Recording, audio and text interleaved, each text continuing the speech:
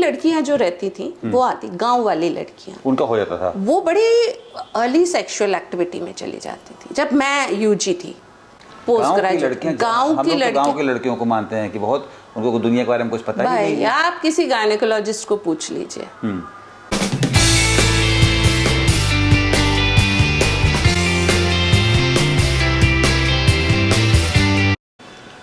नमस्कार, आज हमारा ये एपिसोड जो है महिलाओं की जो शारीरिक संरचना है, जो उनकी मतलब कि जो जीवन में घटने वाली घटनाएं हैं।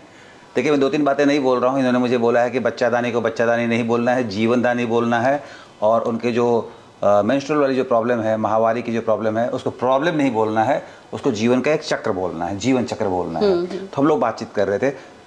आप मेडिकल कॉलेज में हैं, हेड ऑफ द डिपार्टमेंट हैं, आप जबलपुर मेडिकल कॉलेज में डीन रही हैं, डॉक्टर गीता गोइन। तो आपके यहाँ सबसे ज़्यादा जो लड़कियाँ आती हैं, महिलाएं आती हैं, वो क्या शिकायत लेकर आती हैं? देखिए, शिकायत तो देखिए बहुत अलग अलग प्रकार के होते हैं, और परंतु एक जो शिकायत है वो मुझे लगता है कि आप सभी के माध्यम से मुझे इस समय डिस्कस कर लेना चाहिए। वो है जो आप वजाइनल डिस्चार्ज, या जिसको आप चालू भाषा में धात बोलते हैं। आप दिल्ली अगर ट्रेन से जाएंगे या कहीं पे भी जबलपुर के आसपास जाएंगे, तो मतलब आप समझिए कि पूरी पूरी दीवारें पुती हुई हैं दिल्ली तक, धात रोगी मिले। हाँ, लिखा होता है धात रोगी मिले, फलाने बड़े बड़े फॉन्ट में लिखे रहते हैं, फलाने डॉक्टर से मिले। ये एक्चुअली जो है कि वेजाइनल डिस्चार्ज या एबनॉर्मल वेजाइनल, अनअवेयर है हम लोग, बिल्कुल नहीं मालूम है। तो आप समझ सकते हैं कि धात रोग इतना वीआईपी स्टेटस है कि मतलब इतनी तो मोदी जी के फोटो नहीं छपे होंगे जितना धात रोगी मिले आपको ये रूट पे। मतलब आप जबलपुर के आसपास, दिल्ली जबलपुर आपने देखा होगा, धात रोगी मिले, बुधवार को फलाना जगह मिले, शुक्रवार को फलाना जगह मिले। नहीं होते होंगे ना? ये बिल्कुल एमबीबीएस डॉक्टर नहीं है। यही मैं आपको कहना चाह रही हूँ कि जो धात रोग है ये ना बहुत सारे। ये प्रॉब्लम क्या है ये पहले यहाँ हाँ, ये वही मैं बोल रही हूँ। बहुत सारे जो क्वैक्स हैं उसका एक ब्रेड एंड बटर टाइप हो गया है ना। मतलब धात रोग जो है ना, बहुत सारे लोगों के लिए एक ब्रेड एंड बटर हो गया। इसकी एक वजह है, एक वजह ये है कि देखिए, नॉर्मल जो एक मनुष्य का शरीर है उसके हर अंग में एक नॉर्मल सिक्रीशन होता है। आप संडे को बाल धोएंगे, बुधवार आते आते बाल ऑयली हो जाएगा। स्किन आपकी ऑयली रहती है, विंटर्स में ऑयली नहीं होती तो अपन अलग से मॉइस्चराइजर लगाते हैं, ड्राई होती है। अपने को खाना गुटकने के लिए मुंह में थूक की जरूरत है। आंखें आपकी हमेशा वेट होनी चाहिए, अन्यथा वो कट जाएंगी। आप लू में मोटरसाइकिल चला के जाते हैं, जब आपके जिस रेट में गर्म हवा उसको सुखा रही है, उस रेट में आंसू नहीं निकल पाते, तो आपको पता है आंखें कैसे चलती हैं।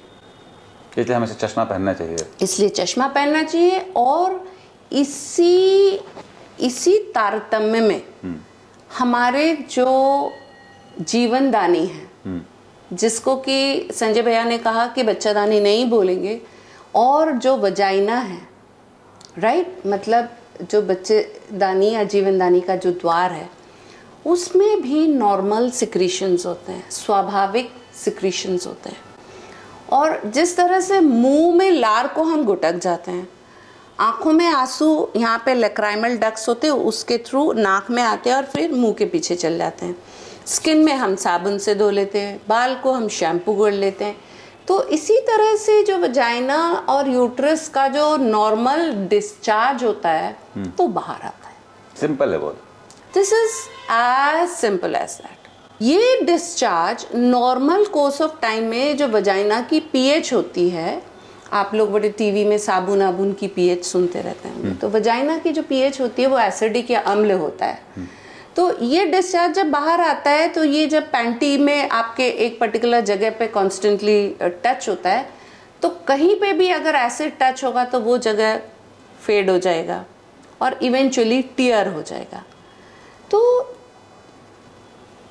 मैं ये नहीं कह रही हूँ कि एबनॉर्मल या बीमारी के वजह से वेजाइनल डिस्चार्ज नहीं होता है, पर अधिकांश लोग जो हमारे पास आ रहे हैं वो इस नॉर्मल डिस्चार्ज से परेशान हो रहे हैं।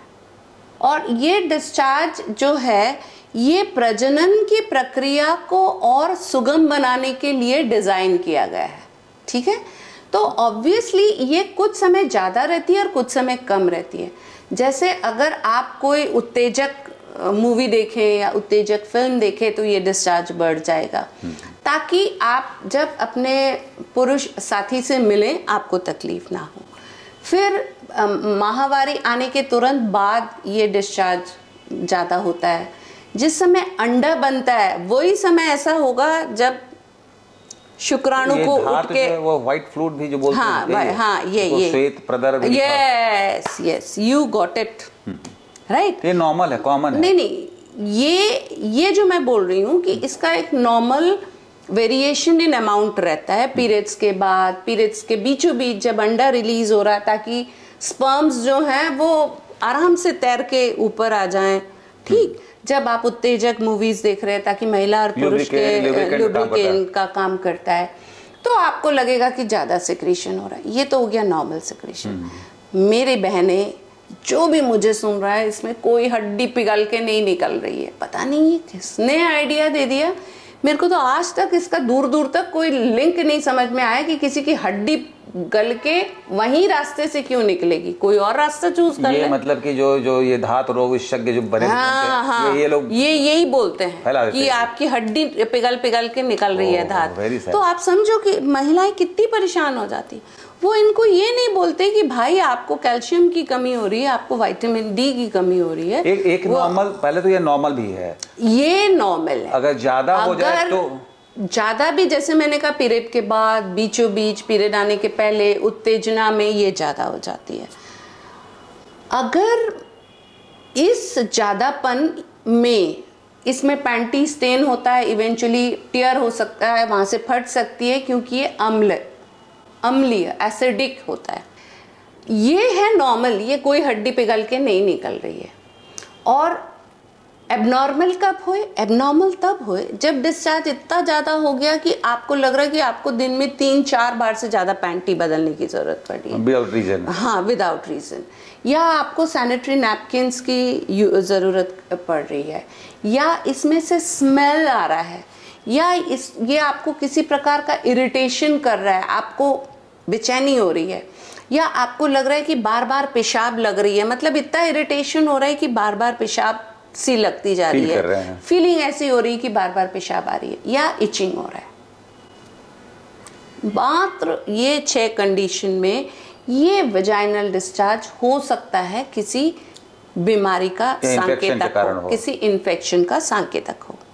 ठीक, मैं बीमारी इसलिए बोल रही हूँ कि कई बार ये इन्फेक्शंस के वजह से भी होते हैं और कई बार ये इन्फेक्शंस के अलावा कारणों से भी होते हैं। मैं इनको बोल के डराना नहीं चाहती हूँ, बस मैं इनको ये बोलना चाहती हूँ कि अगर वो इतना ज़्यादा हो रहा है कि आपको पैड्स यूज़ करना पड़ रहे हैं, या आपको लग रहा है कि आप बार बार पैंटी बदल रहे हैं, या आप उसमें से स्मेल आ रही है, या वो कलर पस के जैसे हो गया है, या ग्रीनिश येलो हो गया है, या इससे आपको बहुत अनईजीनेस लग रहा है, आपको लग रहा है बार बार पेशाब जाना, या इचीनेस लग रहा है, खुजली हो रही है, तब ये आपको किसी अंडरलाइंग कॉज का इंगित देता है। कोई अंदरूनी कॉज होगा, चाहे वो इन्फेक्शन हो या कोई, तब आप डॉक्टर के पास जाइए। और आप डॉक्टर के पास जाइए, ये धात रोगी इनसे मत मिलिए। और इन सब 5 जो मैंने सिम्टम्स बताए, इनमें भी ये हड्डी पिघल के नहीं निकल रही। प्लीज, अपने लॉ की पढ़ाई भी की है, ये इतने बड़े बड़े लिखे होते हैं, डॉक्टरों के फोन नंबर भी लिखे होते हैं, ये इलीगल होना चाहिए। बिल्कुल, इट इज इलीगल, वो क्वैक्स है, इट इज एक्सप्लॉयटेशन। अब आप बताओ, क्राइम क्यों? वो एक नॉर्मल को, एक नॉर्मल, बेसिकली तो डॉक्टर नहीं है वो, भाई लिखे ना कि फलाने डॉक्टर हैं, एमबीबीएस डॉक्टर हैं, फिर भी हाँ नहीं, वो ओवर पीरियड ऑफ टाइम वो ये सीख गए हैं कि ये महिलाओं को बस बेवकूफ भर बना दो कि तुम्हारी हड्डियां पिघल के गिर गांव की रही महिलाएं हैं, बेचारी फंस जाती हैं, इनके पास जाती हैं, पता नहीं क्या गोली दवाई खिलाते होंगे।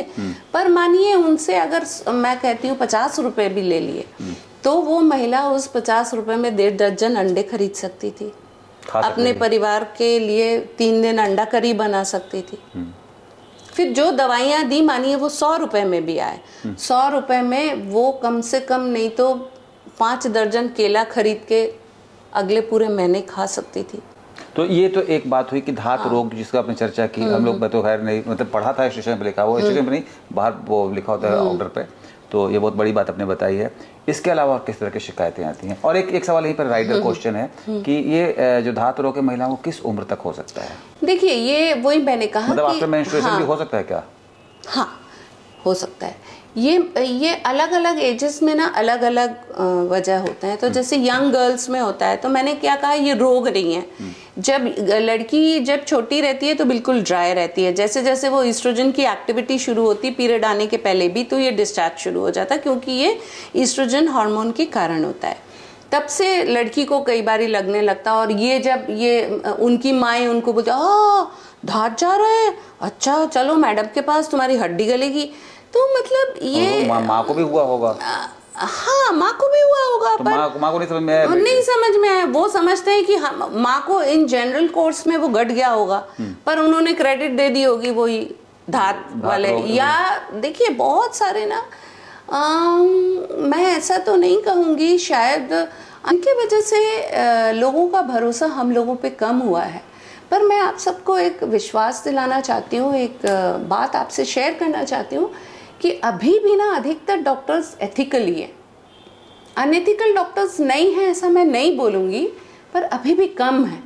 कम बेईमान डॉक्टर हैं। हाँ कम बेईमान डॉक्टर हैं। पर मैं ना संजय, पता नहीं ये सही प्लेटफॉर्म होगा कि नहीं, पर मैं ये जो रोज मेडिकल कॉलेज खुल रहे हैं ना, मुझे कई बार बहुत घबराहट से होती है। घबराहट होती मुझे है। भी होती है। और ये सरकार दावा करती है कि हम मेडिकल कॉलेज खोल रहे हैं, एक्चुअली प्राइवेट मेडिकल कॉलेज खोल रहे हैं। और मैंने तो देखा है कि जो बच्चे 12वीं पढ़े तो मेडिकल कॉलेज में जाना बड़ी बात होती थी। यहाँ नहीं, हमारे समय मात्र 350 सीट हुआ करती थी पूरे एमपी में। तो पैसे देकर कहीं भी एडमिशन, कहीं पे भी। और ना मैं आपको ये बता रही हूँ कि पता नहीं ये डिस्कशन के बीच कैसे आ गया कि ये जो मैं एक मेडिकल टीचर हूँ और टीच करना मेरा पैशन है, बच्चों के साथ रहना मेरा पैशन है। पता नहीं क्यों मुझे ऐसा लग रहा है कि इतने सारे मेडिकल कॉलेजेस खुलेंगे, इतने सारे बच्चे पढ़ के निकलेंगे, पढ़ाने वाले डॉक्टर ही नहीं है इतने। नहीं छोड़ दीजिए, ये जो पढ़ के निकलेंगे, देखिए आप जिस आदमी ने अपनी ज़िंदगी के 8-10 साल उसको विदा को पढ़ने में दिया, वो निकलते ही साथ गलत काम करने लगता है, ऐसा मैं नहीं मानती हूँ। वो तो पहले तो सही काम करने की कोशिश ही करता होगा, और जब वो समझता है कि मैं सही काम करके सर्वाइव नहीं कर पा रहा हूँ, क्योंकि वही स्कूल में उसके भी बच्चे जाएंगे जिस स्कूल में किसी बिजनेसमैन के जाएंगे, या वो टाट पट्टी स्कूल में भेज नहीं पाएगा, भले वो बेचारा खुद टाट पट्टी में पढ़ा हो। तो तब वो अनएथिकल प्रैक्टिसेस पे आएगा। तो पता नहीं ये पॉलिसी मेकर्स का गलत है, मैं भी मानता हूँ। क्या सोच मैं तो है। प्राइवेट मेडिकल कॉलेज खोलने का जो रिवाज होता है मैं बिल्कुल नहीं पसंद करता। मैं तो आपको बता रही हूँ, मतलब बहुत सारी बातें हैं। कभी मतलब मैं आपको बताऊंगी कि मेरी क्या एक्सपीरियंसेस हैं about this medical college, private medical college, there teaching. वो मुझे किडनैप ही ना कर लें कोई दिन। एक बार मेरा ऐसा हुआ था, मैं एनएमसी इंस्पेक्शन के लिए गई थी, और वहाँ के लोगों ने, एज एन एनएमसी इंस्पेक्टर हमें अकेले जाना होता है, तो वहाँ के लोगों ने, मथुरा के आगे गई थी मैं, वहाँ के लोगों ने मुझे, वृंदावन के आगे गई थी मैं, वहाँ के लोगों ने मुझे आगरा रोड तक फॉलो करने की कोशिश करी थी। बताइए। मतलब it is sometime it is dangerous. So there are two things. मतलब अगर आप उसी सिस्टम में घुस के पैसे लेके उनके हिसाब से काम करते जा रहे हैं, तो आप अप्रूवल देते जा रहे हैं, तब तो आप बहुत अच्छे हैं। You are dancing in the rhythm, you are understanding. If you are not doing what If you're doing something ethical, if then you are it's not problem. doing what the crowd mostly does, then it becomes very, मैं बता रही हूँ संजय, मैं ये आप सबके साथ share करना, इस प्लेटफॉर्म पे शेयर करना, आई डोंट नो कितना सही है या गलत, पर जब मैं अधिष्ठाता थी ना, मैं अपने घर से चाय लेके जाती। मैं चाय ज़्यादा पीती नहीं हूँ, ब्लैक को फिर आप इंग्लिश में बोल दें। डीन मेडिकल कॉलेज के डीन, डीन सीईओ। मैं अपने घर से चाय पत्ती लेके जाती थी और मैं मेरा एक आदत है, एक कप पानी लेती हूँ, उसमें थोड़ा सा चाय पत्ती डाल के वो टेबल पे रखा रहता है, जब ज़रूरत पड़ती है उसको सिप करती जाती हूँ, बहुत ही थोड़ा सा इतना सा चाय पत्ती। मैंने कभी वहाँ का कुछ नहीं खाया। मैंने दिवाली में भी लोग आए, मिठाई ले लीजिए मैडम, ये ले लीजिए, मैंने किसी से नहीं लिया, क्योंकि ना हमारा पर मंथ आप समझिए करोड़ों का medicine worth crores are coming in the hospital. मुझे कभी ऐसा नहीं लगा कि मैं इनसे एक डब्बा मिठाई लूं और फिर ये मेरे से वो डब्बे मिठाई के बदले में फेवर एक्सपेक्ट करें। और मैं मिठाई बाहर वाले ज़्यादा खाती नहीं हूँ, आई डोंट नो उनमें क्या रहता है। मैं मिठाई तो खूब खाती हूँ, बंगालन हूँ, मिठाई पे जीती हूँ। ये मोटापा जो भी आप देख रहे हैं वो सब मिठाई के बदौलत है, जितने भी हो वो सब मिठाई के बदौलत है। क्या क्या मिठाई बना लेती हैं आप? सब। रसगुल्ला बना लेती हैं? एवरीथिंग। ठीक है, एक दिन रसगुल्ला खाना। हाँ बिल्कुल बिल्कुल खिलाओ। हम लोग बात करते हैं धात रोग के बारे में। हाँ, ये बात मैं आपको बता दूं संजय, ये मेरे मन की बात है कि ये मैं चाय पीती हूँ तो मेरे को ना सारे लोग बोलते थे कि आप भ्रष्ट नहीं है। पीती ही नहीं है। हाँ, वो जो भी पीती थी तो हाँ रख दे। हाँ, तो सब लोग मेरे को क्या बोलते हैं, आप भ्रष्ट नहीं है तो आप बड़े स्ट्रेस फ्री सोते हैं। जो भी सुन रहा है, मतलब एक एडमिनिस्ट्रेटर से सुन ले, आज के समय में एक्स डीन रही हैं, x dean and CEO of Jabalpur medical college. हाँ, और मैं डीन फैकल्टी ऑफ मेडिसिन भी हूँ, मैं एमपी मेडिकल साइंसेज यूनिवर्सिटी में, उसके पहले एग्जीक्यूटिव काउंसिल मेंबर थी मेडिकल साइंस यूनिवर्सिटी में, और एनएमसी की भी पार्ट टाइम मेंबर हूँ एथिक्स बोर्ड में। तो ये जो एग्जीक्यूटिव कमेटी मेंबर या डीन फैकल्टी ऑफ मेडिसिन और डीन सीईओ, ये जो सारे जो उपाधियाँ पद जो कह लें आप, इनमें बहुत सारा स्कोप होता है, राइट? और लोगों को लगता है नहीं आप कुछ नहीं करती है ना तो आप बड़े चैन से सोती हैं, पर मेरी बात सुनिए, आज के समय में जो नहीं करता है ना वो चैन से नहीं सोता है, फंसा दिया जाता है। नहीं, वो इसलिए नहीं चैन से सोता क्योंकि वो पूरे समय ये चिंता करता रहता है कि फलाने ने मेरे से कहा है कि वो टिकट बुक करा दो, मैं कहाँ से पैसा लाऊं, मुझे तो सिर्फ सैलरी मिलती है। ढिमके ने कहा कि वहां पे 3 दिन होटल के कमरे बुक करा दो, मैं कहाँ से पैसे लाऊं? डीन को ये सब काम कहे जाते हैं क्या करा दो? मतलब आपके जो ऊपर वाले लोग होते हैं वो आपसे इस तरह की अनएथिकल डिमांड करते हैं। उनकी नजरों में ये एथिकल होगा? एथिकल कैसे होगा? जब मैं आपसे बोलूंगा कि मैं आपसे बोलूँगा रसगुल्ला बना के खिला दो तो ठीक है भाई, बहन को का रसगुल्ला खिला दी बहन ने, पर मैं बोलूँ मेरी टिकट कटा दो, होटल बुक करा दो किसी, और मैं आपका अधिकारी हूँ और आपने नहीं कराया तो मैं आपका नुकसान कर सकता हूँ। मैंने कई लोगों को लगा मैडम आपका ग्वालियर ट्रांसफ़र हो गया, आपको चले जाना था। मैं ना इस वातावरण में और इस स्ट्रेस में नहीं जीना चाहती थी। आप इतना खुल करके बोल रही हैं, मतलब ये एक तरह से आप आरोप लगा रही हैं पूरे सिस्टम पर। मैंने सारे व्हाट्सएप के मैसेजेस सेव करके रखे हैं, जिस दिन सिस्टम कहेगी कि आपने आरोप लगाया मैं ये व्हाट्सएप के मैसेजेस दिखा दूंगी आपको। इंडियन आईटी एक्ट 2000 में ये सारे वैलिड डॉक्यूमेंट होते हैं। Yes, I will show you after the recording. नहीं आप कह रही हैं, मैं आप पर यकीन करता हूँ, मैं तो आपको जानता ही हूँ, इतने वर्षों से जानता हूँ, तो मैं तो जानता ही हूँ कि आप जो कह रही हैं सही कह रही हैं। हाँ। मतलब आप एक ओपन फोरम पे ये कह रही हैं कि जब आप डीन थी, सीईओ थी, तो आप पर इस तरह के प्रैक्टिस के लिए प्रेशर डाला गया। मतलब अनावश्यक चीजें, मतलब ये चीज आप खरीद लीजिए। भाई मैं समझ रही हूँ, मिलेगा उनको, मैं समझ रही हूँ ये चीज की मेरे को जरूरत नहीं है, पर आप ले लीजिए, मैं क्यों लूं? क्योंकि किसी को फेवर करना है। It is not that. Eventually I am sitting in that chair for my patients. मैं अपने मरीजों के लिए बैठी हूँ। बहुत बड़ी बात कह रही हैं, बहुत अच्छी बात कह रही हैं, वैसे तो मैं बहुत अप्रिशिएट करता हूँ इन बातों को। मैं वहाँ अपने मरीजों के लिए बैठी हूँ। मैं अगर मेरे मरीजों के, मैं कहती हूँ 5 दिन की दवाई को भी फिजूल खर्च कर रही, किसी ऐसे चीज में खर्च कर रही जिसकी जरूरत नहीं है। ध्यान रखिएगा हमारा ये एपिसोड जो है अनएडिटेड है, जो जिस तरीके से है बिल्कुल जस का तस आपके सामने रहेगा। मेरे को अब कोई क्या कर लेगा?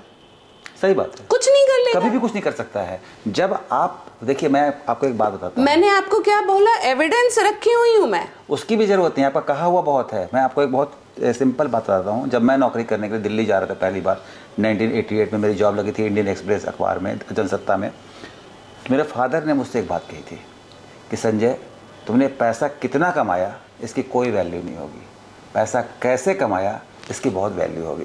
तो मैं पूरी ज़िंदगी इस सिद्धांत को फॉलो किया हूँ, और मैं एक ऐसा लकी जर्नलिस्ट रहा हूँ कि उसमें हमेशा टॉप की जगह पर नौकरी करने का मौका मिला। इंडियन एक्सप्रेस में रहा, जी में रहा, आज तक में रहा, टाइम्स में आज मेरे साथ आप बातचीत कर रहे हो, इसीलिए कर रहे हैं। दो अच्छे लोग जब होते हैं तो उनकी वेवलेंथ मिलती है, उनकी बातचीत होती है। और मैं खुद इस फिलॉसफी को मानता हूँ कि आदमी को गलत काम नहीं करना चाहिए, चाहे उसको टूट जाए, खत्म हो जाए, कोई बात नहीं है। कोई बात नहीं। कोई जीवन इतना कोई अथाह लंबा भी नहीं होता है। नहीं नहीं नहीं नहीं नहीं, ये जो लोग कहते हैं ना, अरे आप भ्रष्टाचार नहीं करते, आप चैन से रात में सोते हैं, मैं कहती हूँ ये खत्म हो गई कोई एरा में। अगर आज आप भ्रष्टाचार नहीं करते हैं तो आप रात भर नहीं सो सकते हैं, क्योंकि आप सोच रहे हैं कि मैं उस चीज़ का इंतज़ाम कैसे करूं, मैं उस चीज़ को पे कैसे करूं, मैं किससे रिक्वेस्ट करूं कि ये चीज़ का पे करना। It is so stressful. Yes, I understand that, I understand. मैं खुद चूँकि एक ऐसे पद पर रहा हूँ और मैं दुनिया में हर तरह के लोगों से मिलता जुलता रहा हूँ।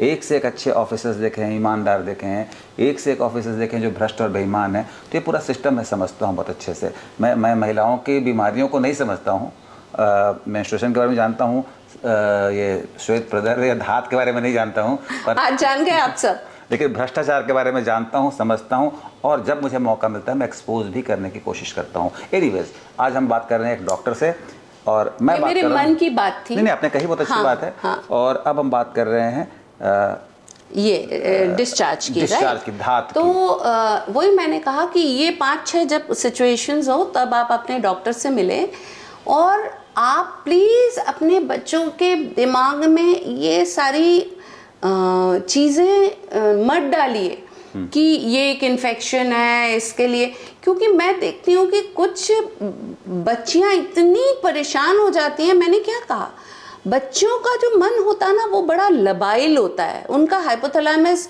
अगर वो हुए और पीरियड से हुए और उनको बता दिया गया कि इनको धात हो रही है या कुछ भी हो रही है, तो इतने परेशान हो जाते हैं बच्चे। They are not participating in sports, वो खेल नहीं खेल रहे हैं, वो कुछ नहीं है, वो डिप्रेशन में हो जाते हैं। डॉक्टर ने बता दिया हड्डी निकल रही है, हड्डी पिघल के निकल रही है, हड्डी गल के निकल रही है। आज हाँ, ये मेरे को नहीं क्लिक किया कि उन्होंने कलर को कोरिलेट किया। हाँ, कि सफेद सफेद निकल रहा है, ये श्वेत प्रदर कहते हैं ना इसको। हाँ, तो ये सफेद सफेद निकल रहा है तो हड्डी गल रही है, नहीं तो लाल लाल निकलता तो मेंस्ट्रुएशन होता हो। तो हाँ, यू आर इंटेलिजेंट, तुम बहुत बुद्धिमान हो। मैं आपका छोटा भाई हूँ। इतने दिनों से मेरे को ये समझ में नहीं आया कि इन लोगों ये हड्डी तक इनकी सोच कैसे गई। हड्डी पिघल करके जूस बन गया, हड्डी का जूस बनकर निकल रहा है। तो ये किसी भ्रम में मत फंसिए।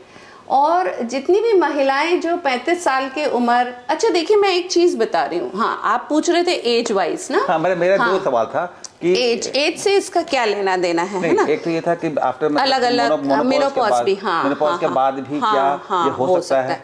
तो देखिए यंग एज में अगर होता है तो इधर ये नॉर्मल है जिसको हम फिजियोलॉजिकल बोलते हैं, या फिर किसी इन्फेक्शन। भले ही सुनने में बड़ा खराब लगे, पर हम एज डॉक्टर्स जब हमारे पास कोई भी बच्चा इस तरह से आता है तो हमारा एक प्रिजम्पशन ऐसा भी रहता है कि ये बच्चा सेक्सुअली एक्टिव हो सकता है। एटलीस्ट हम डिस्चार्ज को देख के ये एक असेसमेंट कर सकते हैं कि ये बच्चा सेक्सुअली एक्टिव हो सकता है, मतलब सेक्सुअल रिलेशन में है, रिलेशनशिप में हो सकता है। और आजकल हम 13, 14, 15, 16 ईयर्स के बच्चियां देख रहे हैं जो कि बहुत ही ज़्यादा सेक्सुअली एक्टिव है। कम उम्र में इस काम के लिए मैं क्यों खुल के आप सबसे बात कर रही हूँ। हमें ये सब से आंखें नहीं मूंदनी है, छुपना नहीं है। इसको किस तरीके से हैंडल करना है वो सोचना पड़ेगा। Very alarming situation. हमें सोचना पड़ेगा कि हमें अपने बच्चियों को किस तरीके से बचाएं, फिर से नहीं कहूंगी, हम उनसे किस तरीके का रिश्ता रखें कि वो ऐसा कुछ अगर सोच भी रहे हैं तो उनको अगर किसी को बोलने का मन करे तो वो पहला मैं हूँ। पहले से था या अभी बढ़ा है? आप तो मेडिकल कॉलेज में इतने साल से हैं। मेरे को लगता है पहले जब हम लोग कॉलेज में थे तो हमारे पास ना गांव की लड़कियां जो रहती थी वो आती, गांव वाली लड़कियां, उनका हो जाता था, वो बड़ी अर्ली सेक्सुअल एक्टिविटी में चली जाती थी जब मैं यूजी थी, पोस्ट ग्रेजुएट। गांव की लड़कियों को मानते हैं कि बहुत उनको दुनिया के बारे में कुछ पता ही नहीं है। आप किसी गायनेकोलॉजिस्ट को पूछ लीजिए, गांव की लड़कियां, किस उम्र में लड़कियां आपके पास आती थी जो सेक्सुअली एक्टिव होती थी? गांव की लड़कियां देखिए, उनके ना परिस्थिति वश आप समझिए, छोटे से घर हैं, उसी में भाई भाभी मम्मी पापा सब रह रहे हैं, तो उनका एक्सप्लॉयटेशन इजी था। एक्सप्लॉयटेशन एंड एक्सपोजर, ठीक है, मतलब उनके पास कोई ऐसा बेडरूम नहीं है कि बेडरूम में घुस गए, छटकनी लगा दी, तो मम्मी पापा वहीं सो रहे हैं। हाँ, वहीं सो रहे हैं, वही तो हमारे। आपके पास किस उम्र की लड़कियों की शिकायत आई है? मतलब कि शिकायत नहीं, मतलब हम लोग जब कॉलेज में थे, जब पोस्ट ग्रेजुएट्स थे, तो गांव की लड़कियों को हम देखते थे कि वो बहुत जल्दी सेक्सुअली एक्टिव हो जाते थे, मे बी 12, 13, 14 ऐसे, है ना। अब तो गांव की लड़कियों के साथ साथ ना ये शहर की लड़कियां और ज़्यादा जल्दी सेक्सुअली एक्टिव, मतलब मैं दिल्ली में जाके मेरी बेटी के सोसाइटी के गार्डन में घूमती, इतने बच्चे, द वे वो जिस तरह की, और मतलब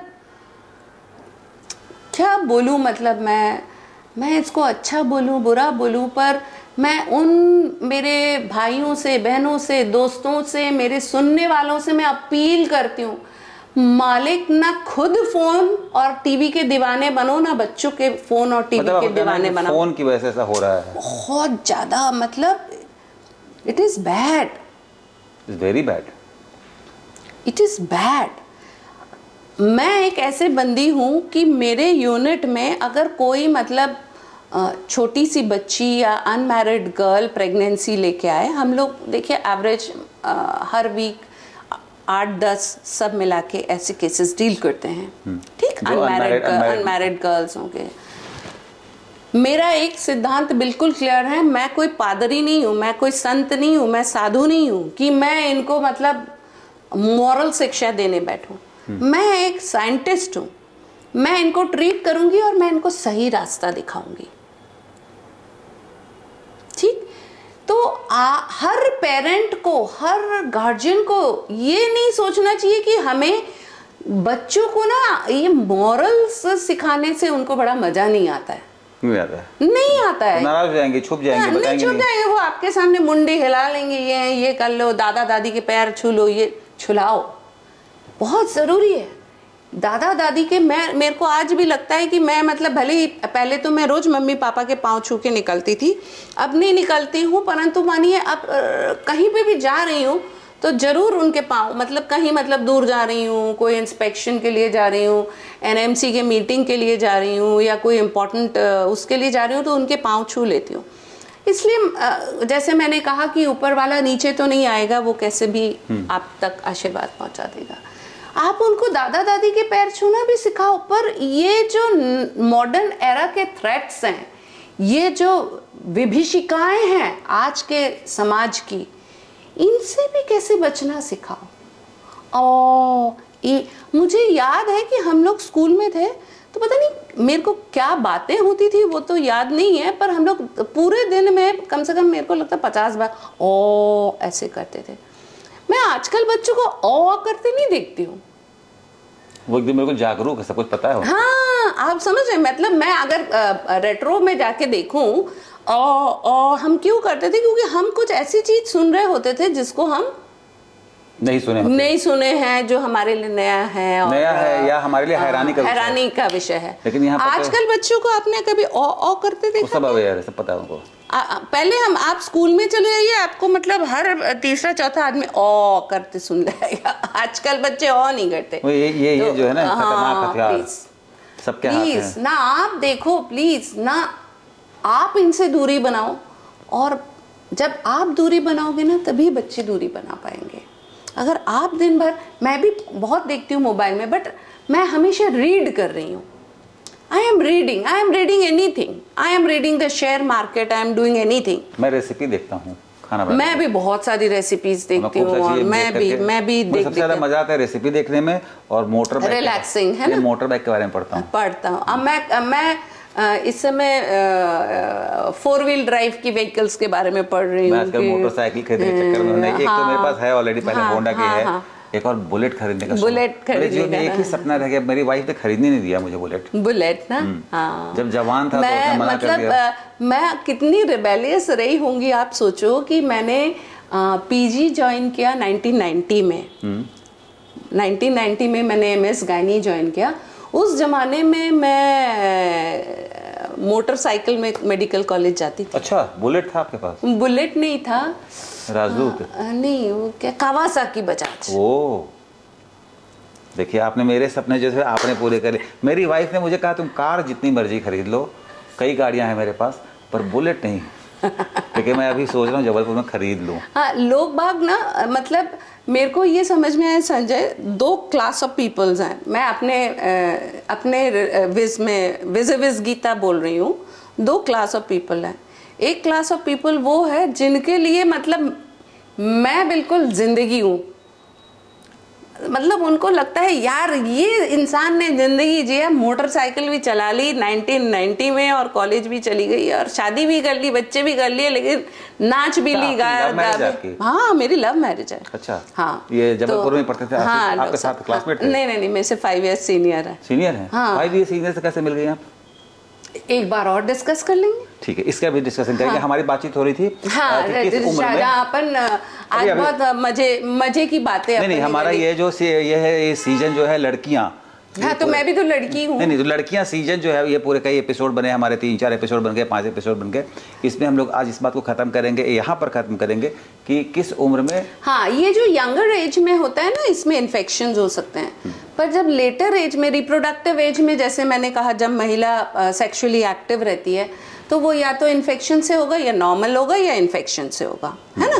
पर जैसे जैसे एज बढ़ती जाती है और इस तरह के एबनॉर्मल डिस्चार्ज होने लगते हैं, इन्फेक्शन से तो हो ही सकता है, पर ये कभी कभी और भी गहन चीज़ों के भी इंगित हो सकते हैं, जैसे यूट्रस का कैंसर या सर्विक्स के कैंसर। इन सब पे हम लोग अलग एपिसोड बनाएंगे। हाँ, तो मैंने, जैसे आपने कहा ना, डिस्चार्ज क्या होता है, ये जब एक लेटर एज में होगा तो आप ये कैंसर्स को भी ध्यान में रख सकते हैं। हालांकि ये नॉर्मल फिजियोलॉजिकल भी हो सकता है, नॉर्मल भी हो सकता है, इन्फेक्शन से भी हो सकता है, बट उसमें कैंसर भी जुड़ जाता है। मेरा प्रश्न है बहुत, मतलब पुरुष होने के नाते मैं पूछ रहा हूँ कि जिन महिलाओं का मेंस्ट्रुएशन साइकिल खत्म हो चुका है, मतलब उन्हीं की बात कर रही हूँ। किस एज में खत्म हो जाता है वैसे नॉर्मली? देखिए, अपन एक अलग एपिसोड करेंगे। जनरली क्वेश्चन देखिए, ये इंडिया में वर्तमान में 46-47 is the average age. Pre menopause शुरू मान लीजिए उधर 42 से लेके यहाँ 52 तक चलेगा। ये आपका डिपेंड करता है, जैसे कभी भी हो सकता है ये 45 to 50 में रेंज मान के चल रही हूं। उसके बाद भी तो महिलाएं इंटरकोर्स के लिए कैपेबल रहती हैं। Oh yes. तो वो जो डिस्चार्ज है वो तो तब भी हो सकता है। नहीं होता है, जिसके वजह से उनको बहुत दिक्कतें आती हैं, और उसके लिए इंटरकोर्स में दिक्कत होती है, मतलब जो आपने कहा कि ल्यूब्रिकेंट का काम करता है, तो फिर इसके लिए हम आर्टिफिशियल ल्यूब्रिकेशन इस्तेमाल करते हैं, प्रोवाइड करते हैं। बट मतलब नॉर्मली वो हो सकता है। हाँ, देखिए, it will depend upon the महिला का मेंटल स्टेटस क्या है। अगर मेंटल स्टेटस उसका बहुत अच्छा है, वो अपने आप को सेक्सुअली बहुत अच्छे से एक्टिव समझती है, तो शायद इतनी दिक्कत नहीं होगी। इस सीजन के लिए, इस सीजन के लिए मेरे मन में जो सवाल है मैं पहले पूछ लेता हूँ, क्योंकि मैं जानता हूँ कि इस सीजन का ये एपिसोड यहाँ पर रोकूंगा मैं, और फिर हम लोग 2-3 हफ्ते के बाद फिर अलग सीजन शुरू करेंगे। हाँ, शूट करना, अलग अलग एपिसोड होंगे। एक महिला के अंदर सेक्सुअल अर्ज किस एज तक हो सकती है? अनलिमिटेड कब तक? मैं अपनी जानकारी बढ़ाने के लिए मैं बताऊं, आप मुझे बोलिए हु इज माय रोमांस का आइडियल कौन है मेरे लिए? आपका आइडियल कौन है रोमांस का? मेरे लिए मतलब मेरी आपने कभी सोचा? मेरी पत्नी मैं समझती हूँ एक महिला की रोमांटिसिज्म, मैं मतलब सबसे के सामने बोल रही हूँ, एक महिला के रोमांटिसिज्म की जो एक अवधारणा है, मेरे लिए वो कैमिला पार्कर बोल्स। अच्छा, देखिए, princess Diana was unparalleled beautiful, right? पर प्रिंस चार्ल्स, वो आपने देखा है कैमिला पार्कर बोल्स कैसी दिखती हैं? बुढ़ी, बिल्कुल पूरे मुंह में झुर्रियाँ। मतलब मैं जब भी अपने झुर्रियों को लेके दुखी होती हूँ तो मैं उनकी देख लेती हूँ। कहाँ झुर्रियाँ? हाँ, मतलब फिर बोल रही हो सकती हैं तो। हाँ, उनके मुंह में इतनी झुर्रियाँ, कोई बहुत अच्छी भी नहीं दिखती है, मतलब बट उसके अंदर ऐसी कौन सी चीज होगी कि प्रिंस चार्ल्स उसके लिए 30 साल तक उसके रोमांस में रहे, राजघराने की सभी परंपराएं तोड़ दी और उससे अपना जीवन ये तो एक अलग चीज है। देखिए, नहीं, I want to meet her Sanjay if you can. वो हम लोग कोशिश करके मिल सकते हैं, कोई बहुत बड़ी बात नहीं है वो, दैट इज मतलब that is possible, but one question is very important. देखो ये तो बात that means it is on your inner self, it is not your looks. Obviously so अंदर से जब तक आप सेक्सुअलिटी को महसूस करते हैं, जब तक आप सेक्स को एक काम न मान के एक बंधन सूत्र मानते हैं, तब तक सेक्स इज पॉसिबल। मतलब ऐसे मैं बहुत हाइपोथेटिकल बचकाना सवाल पूछ रहा हूँ, नहीं, क्या 80-90 साल की महिला बिल्कुल क्यों नहीं सोच सकती है? क्यों नहीं सोच सकती? और उसको ल्यूब्रिकेशन फील भी हो सकता है, ल्यूब्रिकेशन के इश्यूज हो सकती हैं, तो फिर करेंगे कैसे? कुछ भी होगा ही नहीं। नहीं, we have lubricant jellies. But उसके मन में भाव आ सकता है, मन में भाव आ सकता है। मतलब आप किसी महिला को जस्ट बिकॉज वो नानी बन गई है या उसके बच्चों की शादी हो गई है, ये लोग नहीं, मतलब मैं तो नहीं जानता था इस बात को। हम लोग सोचते हैं कि वो 60 साल की हो गई, अब क्या उसकी इच्छा होती होगी? नहीं, ना होती हो। और मैं ये नहीं बोल रही कि सबकी इच्छा होती हो, पर मेरा कहना ये है कि अगर किसी की इच्छा होती हो तो we are nobody to. No, I am not saying that. My question is very simple. I want to know कि साइंटिफिकली क्या एक 80 साल की महिला के अंदर भी ये अर्ज हो सकता है?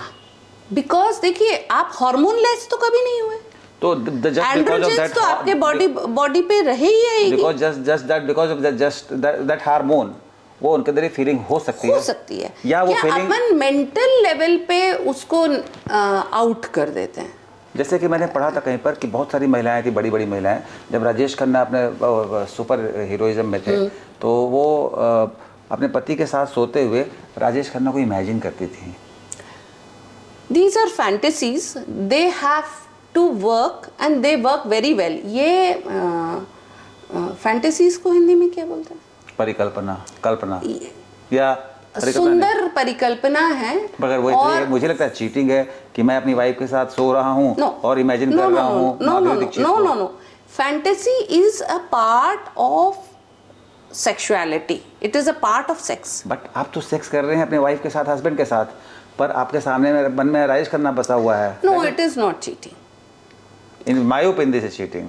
देखिए, ओपिनियंस में डिफर, बट देन मतलब आपको इसका मतलब यह है कि आपके मन में कोई और है और आप वो फैंटेसाइज कर रहे हैं, आप समझो। लोग पोर्नोग्राफी क्यों देखते हैं? मुझे तो आज तक समझ में नहीं आया क्यों देखते हैं। मैं तो नहीं देखता। हाँ, वही मैंने कहा, मुझे भी आज तक समझ में नहीं आया। एक बार बहुत बुरा लगता है, कभी सामने आ भी जाए तो। हाँ, ये कई बार ये गूगल में नोटिफिकेशन, मतलब लोग पोर्नोग्राफी क्यों देखते हैं, मुझे तो नहीं समझ में आया। घर में आपके पास है पार्टनर है, अपने आप एंजॉय करो। लोग पोर्नोग्राफी देखते हैं, but then for others it is fantasy, so it is just like one of them. Okay, ठीक है। तो ये सवाल था। दूसरा सवाल था, अब आखिरी सवाल है इस सीजन में, इस एपिसोड से, कि महिलाओं की और कौन सी समस्याएं होती हैं जिसको लेकर एक मरीज अगर देखिए, एक पूरी एपिसोड अपन हैवी मेंस्ट्रुअल ब्लीडिंग पे करेंगे, HMB जिसको बोलते हैं, अत्यधिक माहवारी होना, क्योंकि आपने मेरे को LNG IUD के बारे में पूछा था। वो तो बता दो आप। नहीं, वो जब हैवी मेंस्ट्रुअल ब्लीडिंग पढ़ेंगे ना, तब वो सबसे इम्पोर्टेंट मुद्दा है। मेडिकल कॉलेज के विद्यार्थियों की तरह हो जाएगा वो। नहीं, वो बहुत इम्पोर्टेंट मुद्दा है जो इनको समझाना है, तो हम लोग जरूरी है। उस पे एक एपिसोड चर्चा कर लेंगे। फिर इतनी चर्चाएं क्या क्या सब्जेक्ट आप सब्जेक्ट जो आपको याद आ रहे हैं बताइए आप। सब्जेक्ट अपन कॉन्ट्रासेप्टिव्स पे चर्चा कर सकते हैं, अपन जनरल हेल्थ पे चर्चा कर सकते हैं, अपन महिलाओं में किस तरह के विटामिन्स मिनरल्स की ज़रूरत हो, कब कैसी हो, वो भी चर्चा कर सकते हैं। प्रेगनेंसी के प्रॉब्लम्स के बारे में चर्चा कर सकते हैं। और आप लोगों को जो भी मन आए आप संजय वो तो पूछ लेंगे मुझसे। और एक दो सवाल और भी है मेरे मन में है कि ये ब्रेस्ट कैंसर या कोई इन पे चर्चा कर सकते हैं, यूट्रस के कैंसर पे चर्चा कर सकते हैं। यूट्रस में जो भी सिस्ट होते हैं बहुत लोगों का होता है, तो हर सिस्ट कैंसर तो नहीं है? नहीं, नेवर नहीं है ना, नेवर। तो ये डॉक्टर बहुत इजीली यूट्रस निकाल देते हैं। इस पे ही तो मैं बोल रही हूँ, HMB और वो 2 एपिसोड में अपन बहुत दैट इज गलत ना, गलत। वो 2 एपिसोड में अपन बहुत डिटेल में चर्चा हर बात पर यूट्रस निकालने की बात नहीं होनी चाहिए। नहीं। और जो ब्रेस्ट कैंसर होता है फुल रिमूवल क्या बोलते हैं उसको? मास्टेक्टमी। आजकल तो ब्रेस्ट कैंसर का ट्रीटमेंट बहुत इवॉल्व हो गया, 100% क्यूरेबल है। 100% क्यूरेबल। एक सवाल है कि क्या कभी कोई डॉक्टर गलत डायग्नोज करके भी डेलिबरेटली कैंसर का गलत इलाज शुरू करते हैं? गलत डायग्नोज करके ब्रेस्ट कैंसर के केस में पूछ रहा हूँ मैं, या मरीज को डरा देते हैं कि तुम्हें कैंसर हो गया है? डराते तो हैं, कीमोथेरेपी वगैरह कर लेते हैं? मेरे नॉलेज में तो नहीं है। नहीं है? नहीं। मतलब कोई किसी को कैंसर डायग्नोज हुआ, ब्रेस्ट कैंसर डायग्नोज हुआ, तो इसका मतलब कि हुआ होगा, उसको पक्का है या नहीं? डिपेंड्स करता कि किस चीज से डायग्नोज किया। नहीं, डायग्नोज तो पूरे तरीके से, ऑपरेशन से पहले तो डॉक्टर मतलब बायोप्सी वगैरह किया होगा या ऐसा कुछ किया होगा। मगर कैंसर क्यूरेबल है अब? हाँ, क्यूरेबल। ब्रेस्ट कैंसर और मतलब दूसरे डिपेंड करते हैं स्टेजेस पे, पर most of the cancers do very well. Uterus का भी क्यूरेबल है आजकल, पहले से तो बहुत अच्छा हो गया। तो ये हमारा ये एपिसोड जो है सो हम यहाँ पर रोक रहे हैं, ये सीजन हमारे यहाँ रुक रहा है, ये हम टेलीकास्ट कर देंगे एक साथ सारे और फिर कुछ हफ्तों के ब्रेक के बाद हम नए सीजन में आएंगे। डॉक्टर गीता गोविंद मेरी जो जब शुरू किया था तो बड़ी बहन थी, अभी बड़ी बहन है, नहीं छोटी बहन थी, अभी बड़ी बहन है। तो बड़ी बहन है मुझसे, हम लोगों ने पूरा हिसाब किताब लगा लिया है कि मुझसे उम्र में 2-3 साल बड़ी हैं ये।